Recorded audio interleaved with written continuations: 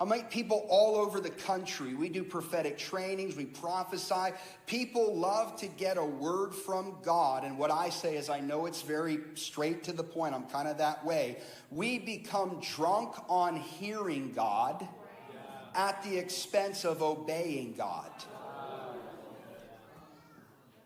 So it's like the Lord puts a seed in your heart of promise. And some people, they even begin to see it manifest a little bit.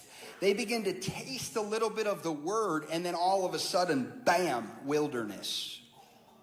And then we spend the next period of days or months wondering what's wrong with us, wondering why God is punishing us, when in fact he's not punishing us. He's actually proving us as sons and daughters worthy of inheritance. What if the bigger the word of destiny, the deeper the call to consecration? Now, I'm going to tell you the truth, okay? You can laugh because it's okay. I like making fun of myself. When I started reading the Bible on my journey in a charismatic atmosphere of dreams and visions and miracles, and he heals some and he doesn't others, and people are confused because they had a dream and they thought she was the one, and it was actually a different one the next month and the next month, and people start saying God said and he didn't really. I mean, it can be really honestly quite confusing. I don't know, God's all of a sudden bipolar schizophrenic.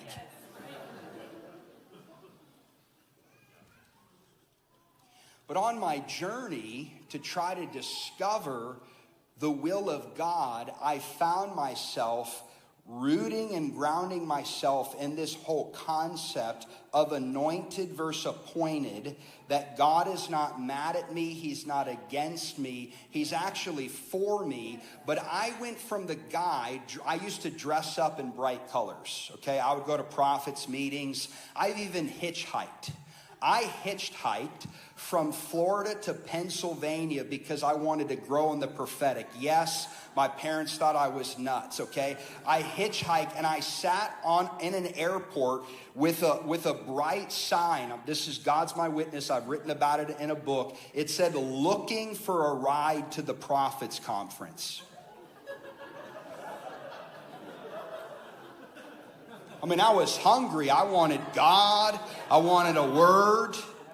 I wouldn't recommend this, but a pastor from Illinois ends up picking me up. I stay in the hotel with him. He pays my way. I was a very poor college kid. He pays a whole way, and I have an encounter with God that weekend. But here's the point.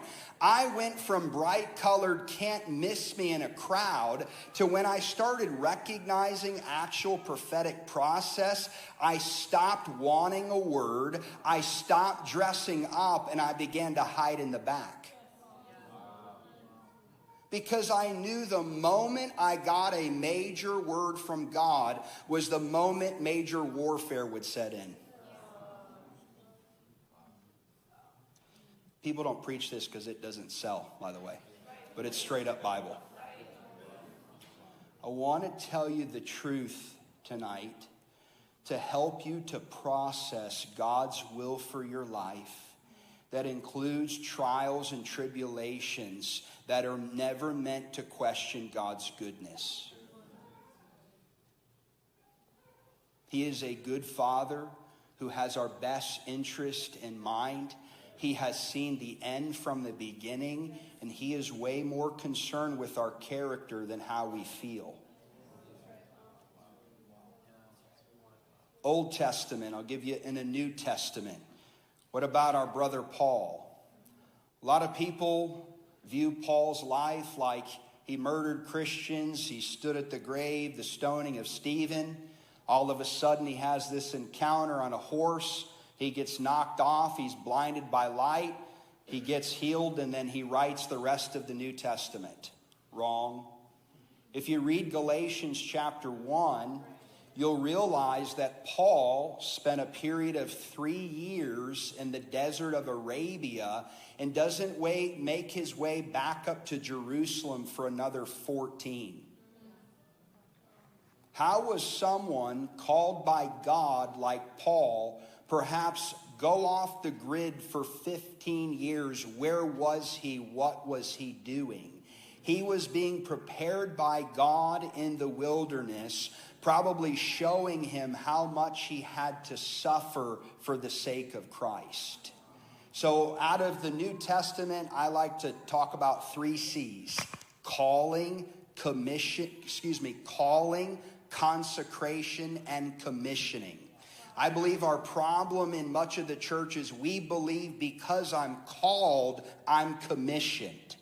We want to skip the consecration character. We have a generation ready to slay Goliath publicly who has never battled the lion and the bear publicly. We dream about spotlights, and the truth is, if you don't get rid of the skeletons in the closet, the very spotlight you want is going to expose your pornography addiction.